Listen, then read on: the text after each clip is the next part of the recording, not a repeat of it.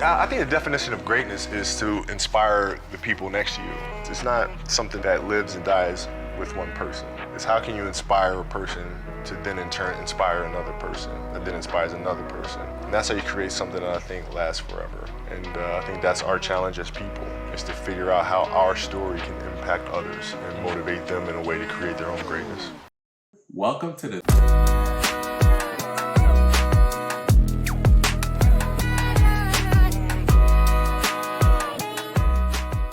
Welcome to the 3-on-3 podcast. It's your guy Hans here with my main man Ev. What's up, Ev? How you doing today, sir?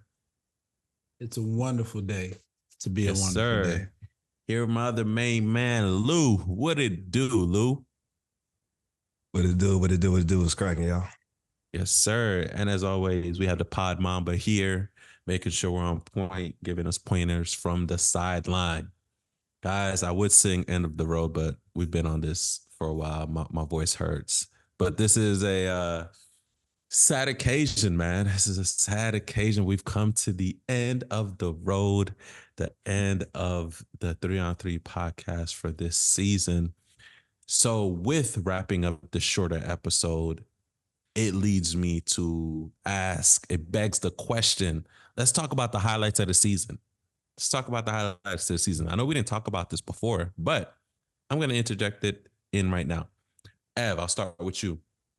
Give me your summation of the season. Give me your good, bad, ugly with this NBA season. And also, give me one highlight of the pod, baby. What was your favorite moment of the pod? Favorite moment of the pod is easy. I got two of them. But we'll start off with highlight of the Ask him season. for one, Lou. You see this We guy? only asked for one. We only asked for one. You see this guy, I'm man? gonna give you We one. got a I'm short gonna pod give you- today. We only I'm asked gonna for give you one. one. I'm gonna give you one. Just know that I have two. Highlight of the season first. I say the young guys stepping up. The Shays, the Ants, the Jalen Brunsons, the Shenguns, the assortment of young players taking the reins, taking the mantles, kicking the old guys out of playoff contention. Enjoyed that, seeing the next step, seeing that the next few years of the league is in a good place. And to be honest, also not to see the Celtics win, but to see Jason Tatum and Jaylen Brown win. They've been on this journey now for 7-8 years. To see hard work pay off and see that there's still a sense of hierarchy that you got to pay your dues before you get to the mountaintop. That's some of the best for me. As far as the bad, the injuries that plague the playoffs. I mean, the Giannis, the Embiids, the Jimmy Butlers, the et ceteras. KP on one leg, although they win the championship. Knicks, the whole team falling apart. You hate to see it. You know, we put these, a lot of focus on rest and whatnot, and players still falling apart at the end of the season. I'd call that the bad. And the ugly will be my favorite take for the season. That was Hans using the ugly voice on me to defend Dame Lillard when I told him that Jalen Brunson was more deserving of an all-star spot. We saw how the rest of this season played out between Here those we go.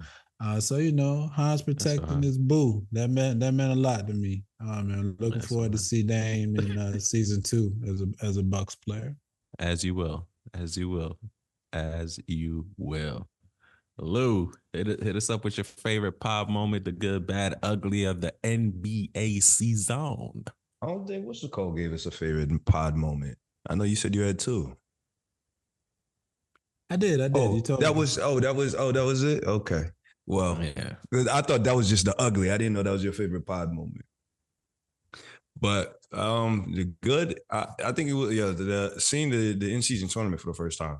Seeing how that played out. I think that was a really good, something new to add to the NBA.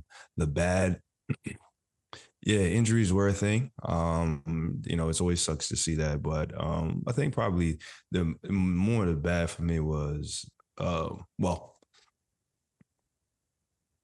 obviously, it's always bad when my team just continues to be in shambles. So that was personally my bad. But the ugly has been and always been how bad the All-Star weekend is, man. And they have to find a remedy for that at some point. So, Yeah.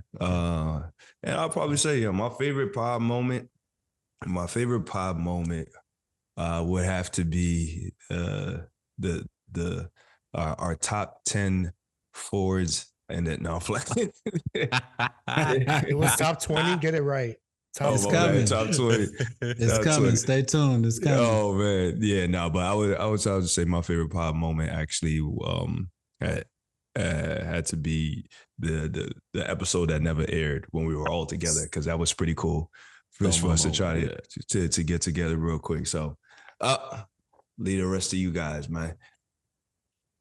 100%, man. I feel you on that. That was one of my favorite pod moments too. The episode that never happened. The good, I will have to say for me, the good was seeing. Well, I was gonna say the in-season tournament, right? I think that was great. That was a huge success. But also, I'll have to say the good is the up and coming teams making the league competitive again. So seeing the Pacers do what they do and letting everybody know that they're here, right? Seeing that the Timberwolves let us know that they're for real. Like, this is not a flash in the pan kind of situation. Seeing Oklahoma City, like, we're here. So just seeing these new up and coming teams really solidify their place right now in contention. So we know that for the next few years, 5 years or so, we're going to get some good basketball out of these teams. That's just exciting for, going on down the road. The bad, I would have to say, along with the injuries, that really killed it. Most notably, honestly, the Ja Morant, just how electric he's been for the league and how everybody was anticipating him come back, and how his first game came back and it was so momentous, called 12. It was huge. Everything was on point, and just to see him go down with a season-ending injury like that was just so deflating. So I would have to say the bad was the injuries, because it was just such a deflating situation. Like I said, Ja Morant, even with Philly, with Embiid, the season he was having, putting Wilt-like numbers up, and for that to happen to him. So definitely injuries, man. So hoping that doesn't continue. And I would have to say the ugly stole it again, which would be the All-Star game, man. That's my Super Bowl. That's what I look forward to. And it just hasn't been hitting like it used to. And I'm hoping that the commissioner and even the governors just all come together and let's fix this. Let's figure it out once and for all, and bring it back.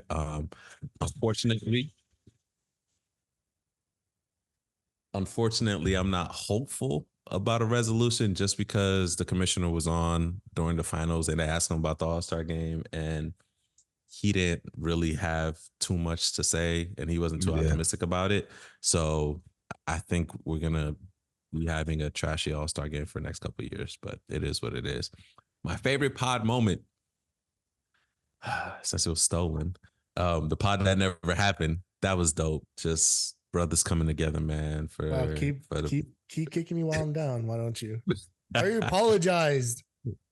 No, I need more tears. No, my favorite pod moment was outside. I'm like Ev, I'll give 2.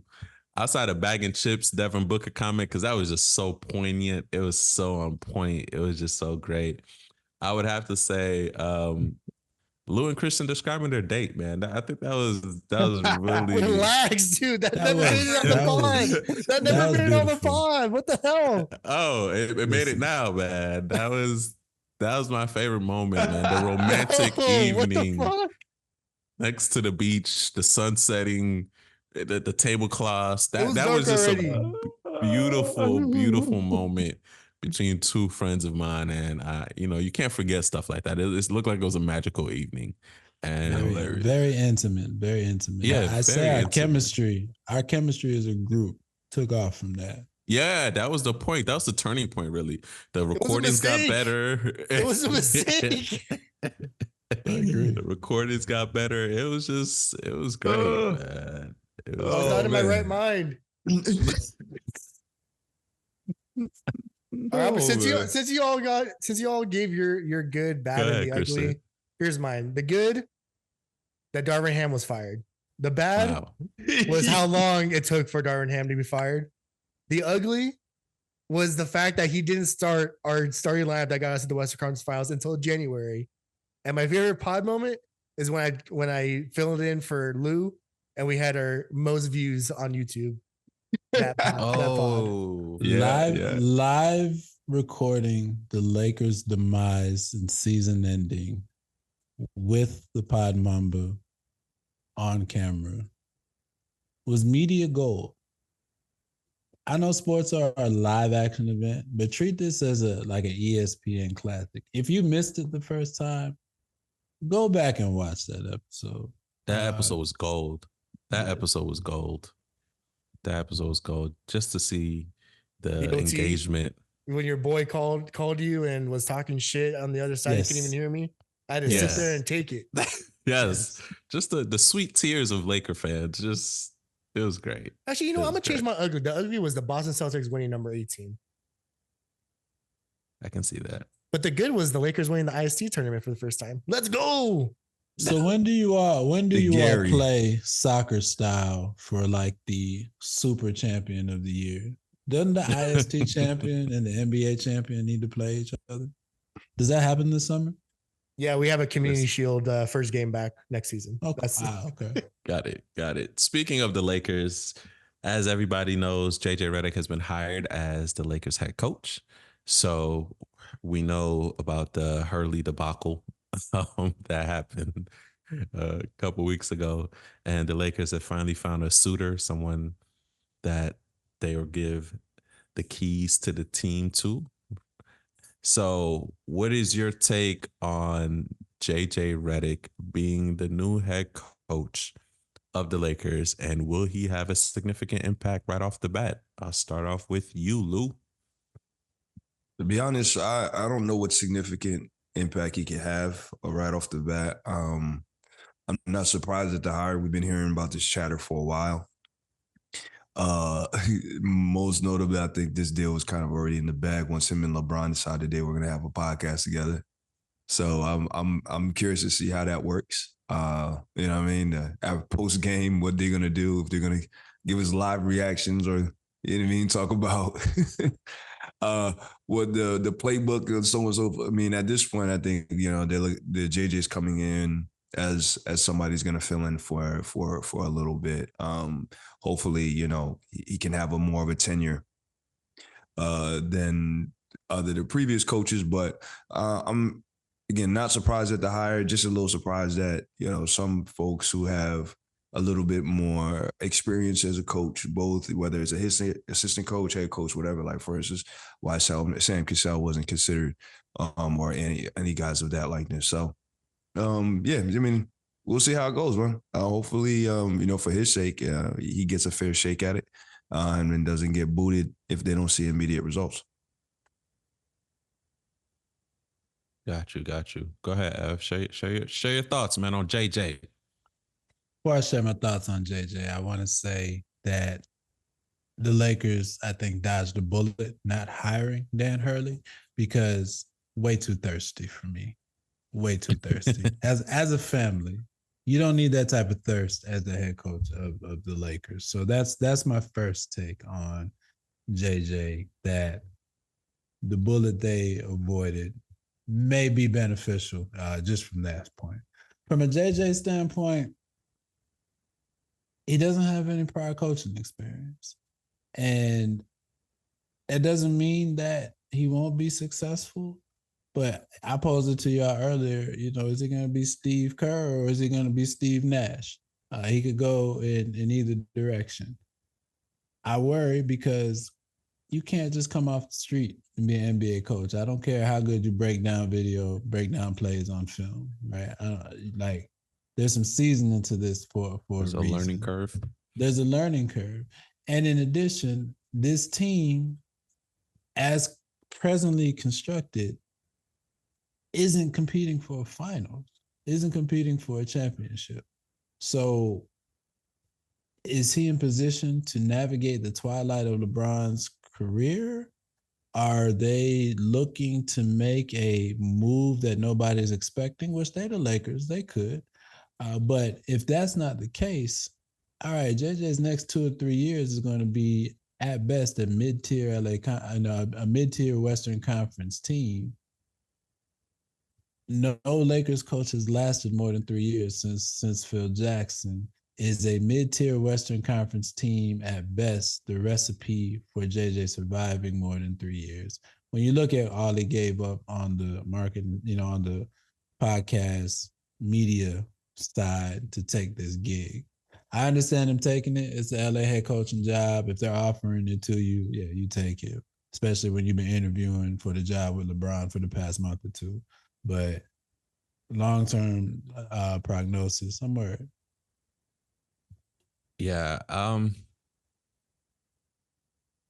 was number one, my first thought was, dang, you gonna run back to the girl that dumped you? But anyway, that was my first thing when JJ got hired. But I get it, it's the Lakers, right? The appeal. So if Halle Berry circles the block, it's Halle Berry, right? So what you gonna do? Right? You gonna say no to Halle? Absolutely. I'm married, sir, but keep going. Yeah, you're right. 100%. JJ ain't married. He's single out here. Well, I guess his kids' team doesn't matter. But for me, I thought it was actually a good hiring. I think it satiated LeBron, and also it gives them something to build on in the future, because they're at a crossroads. They're in a weird place, right? LeBron's only going to be here 1 or 2 more years, so you still have to deal with the win now kind of situation, right? AD still has enough left in the tank where he could, he could deal with a semi-rebuild year, or 2 maybe, right? Maybe.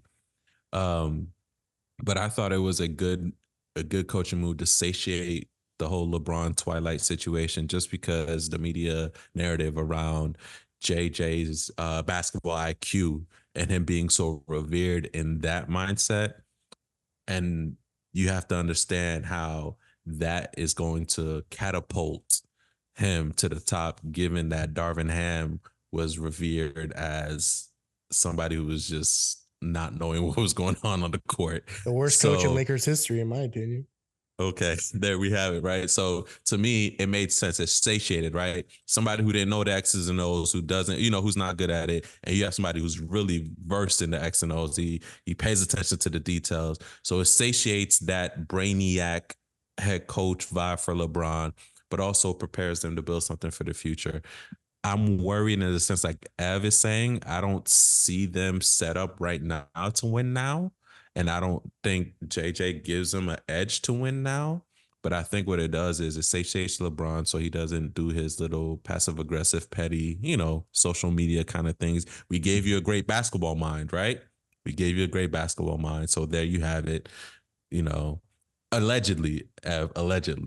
Well, Well, no, I was just going to say, if your goal was placating to LeBron, appeasing him the next couple of years, okay, mission accomplished. If you're thinking you got Coach K 15 years later and 40 years younger, I don't know if they've accomplished that. Okay, fair. No, fair. All I will say is that it just really depends on who the assistant coaches are going to be, who they hire. Is it going to be someone like Terry Stotts, who's going to be on the sideline with him? Is it going to be Stan Van Gundy? Are they going to hire a great young basketball mind like Rajon Rondo to be in the back end of the court, or the bench? He's trying to go to college though. See, I mean, I'm just saying, it just really depends. As far as like how his NBA coaching year one's going to be. But he did say in the press conference today that he's definitely going to lean on analytics a lot of new age stuff in basketball terms. So I'm at least hopeful to see what happens, because I know you guys say this team is not currently constructed to win it all, but I will say that last season we got to the Western Conference Finals with basically the same core players, despite of Darvin Ham's coaching. So I mean, it can't get any worse than what we were seeing these last 2 years with Darvin. I mean, I'll give you that, as far as coaching. all this stuff about if it's to make LeBron happy. I mean, LeBron has chosen all the coaches since he's been there. So He said he wasn't part of this coaching hire. That's what Rob Pelinka said. He said he was That's what Rob supportive. Pelinka has to say. He was supportive of their coaching search, but that Come on, AD bro. was the one who was a part of the coaching hire, which makes sense because, like Han said, LeBron's only here for like 2 years, maybe. Yeah. Mhm. This is enough with the thumbs up, Evan. Yeah, this is an AD thing now for the Here's Lakers. how it really went. LeBron sent AD a text. Hey, bro, we're gonna put your name on this, but you already know what it is. That's what that text went. So, but yeah, man, I'm looking forward to seeing JJ as a coach, to seeing how he, moves the chess pieces, and if he lives up to his reputation of being a great basketball mind. It's like Ev said, it's hard to walk off the street because even Kerr, although he did great, he had a great foundation from Mark Jackson. Yep. But he stumbled a little bit too. Jason Kidd stumbled a little bit too before he got his bearings. And Mark we know what Jackson's happened with another Steve one. Nash. Mark Jackson's another one who came off without any coaching experience. And he stumbled a little bit too. So it's the stumbling. We're gonna see what the learning curve is like. So we'll see what happens. We'll see what happens. Last but not least, y'all, before we wrap up the show, just a quick 2 or 3 minutes on so-called rumors real quick. We know, well, not a rumor, trade happened. Giddey to the Bulls.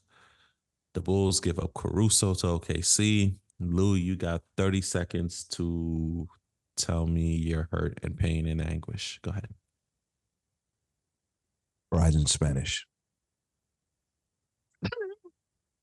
No, but jokes aside, I know the idea of why they did it. But we're looking to at this point probably move on from Lonzo, get another guy on the court who can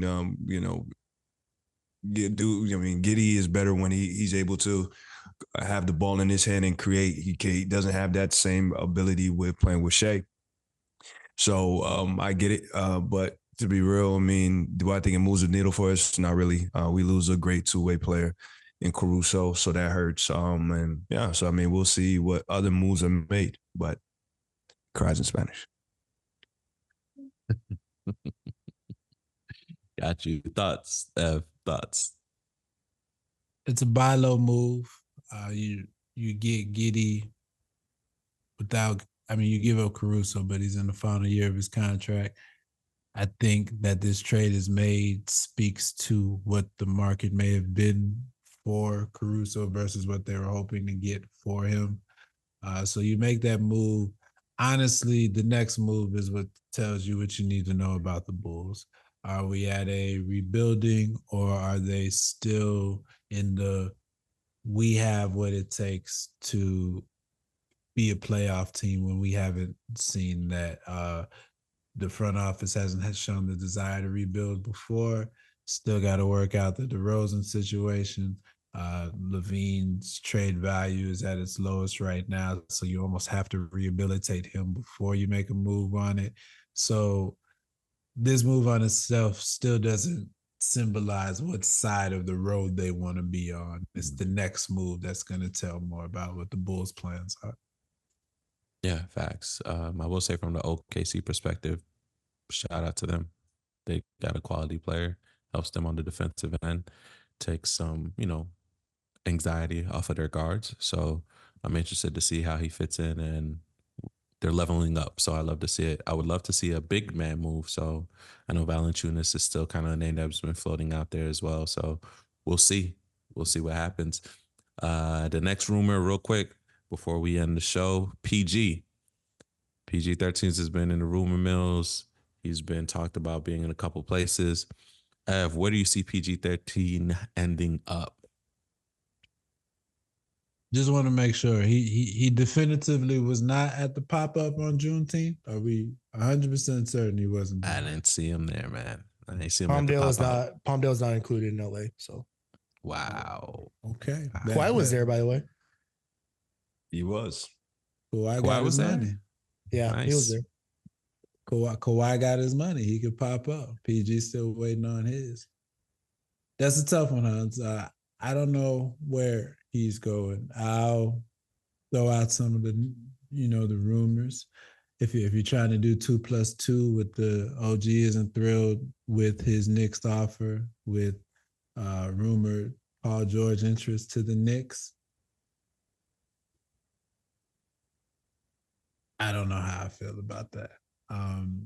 But I like PG. I like him a lot. I think if he's the third best player on the team, you're in great shape. If he's the second best player on the team, you're not winning the championship. So the question is the answer is the best fit for him is where he could be the third best player on the team.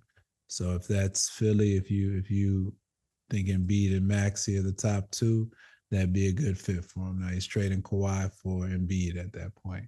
I don't know how he feels about that from a health standpoint, but those I won't go through all the teams. I touched on those two, the Knicks and Philly, if possible. Got you. Lou, last minute. Where's PG going? Honestly, I'm with Evan. I don't see where he goes at this point.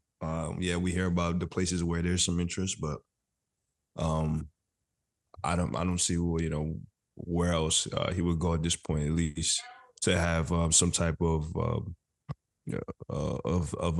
be on a team that has championship contention in the next year. So that's one a wait and see. So we'll see. But yeah, I did see the Warriors. So I mean, that'd be pretty cool. Yeah, that'd be pretty cool. But yeah. So I'm with you guys. I think Philly would be the best fit. I would hope that Clippers trade Harden, keep PG there, because Harden's the issue for me. But that's just me doing what I want to do. So you're right. I did hear about the Warriors. I think that would be the most exciting move for all players involved. Warriors got to break out of where they're at. Well, and that is even more exciting for us. So that's I changed my answer. He would be the second. He would be the second best player on that team. And you just said if he's the second best player, probably not going to be winning anything. True, but I don't necessarily agree with that. But we'll see. We'll see. I think that would be interesting to see. I'm all for whatever. For the Clippers, I'm all for whatever makes them worse. So whether that is keeping PG or keeping Harden or keeping both or trading both, whatever. Whatever makes them worse. I'm here for that. You got it. And with that being said, y'all, I want to give you guys some notice. So, like I said earlier on the top of the show, this will be our last official episode for a bit. We're taking some time off. It's the off season for us. We got to get our reps up to be better for you guys on the next season. So be on the lookout. While we're gone, we will come back a little bit during the Olympics. So we'll have a couple episodes to keep up to date with what's going on in international play with the Olympics. And we'll be active on social media as always. So please tune into our social media. It won't be completely radio silent from us. You will hear from us.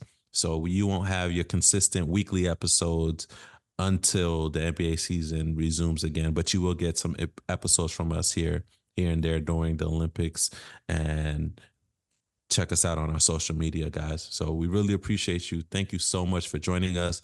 Please go back, subscribe, like, share, go back through our OTs. We have some gems in there, some funny moments. So get to know us. We appreciate you guys. Thank you for all the support.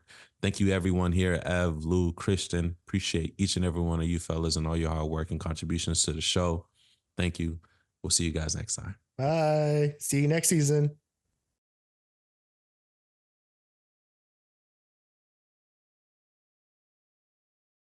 What's up, guys? Thank you for listening to the 3on3 podcast. Please be sure to give the episode a thumbs up if you loved it. Hit that subscribe button, and last but not least, hit that bell. So that way you're notified every time we drop a new episode. Hit us up on our social media, guys. You can find us at the 3on3 podcast on IG and Twitter. If you want to give us any ideas or suggestions, shoot us an email at the 3on3podcast@gmail.com. We appreciate you. Thank you for tuning in. See you guys next time.